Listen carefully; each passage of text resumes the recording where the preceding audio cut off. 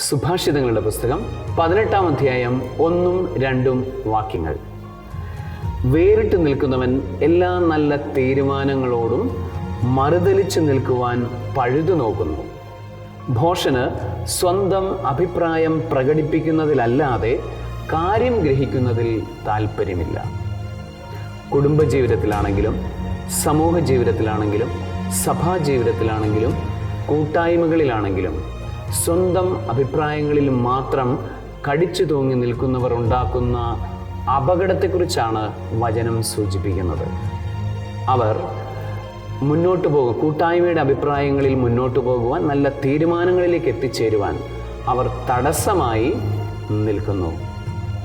ദൈവവചനം നമ്മളോട് പറയുന്നത് പോലെ നമ്മളുടെ സ്വന്തം തീരുമാനങ്ങളും സ്വന്തം ഇച്ഛകളുമൊക്കെ കൂട്ടായ്മയ്ക്ക് വേണ്ടിയും നന്മയ്ക്ക് വേണ്ടിയും ദൈവത്തിന് വേണ്ടിയും ദൈവവചനത്തിന് വേണ്ടിയും മാറ്റി നിർത്താൻ നമുക്ക് ശ്രമിക്കാം.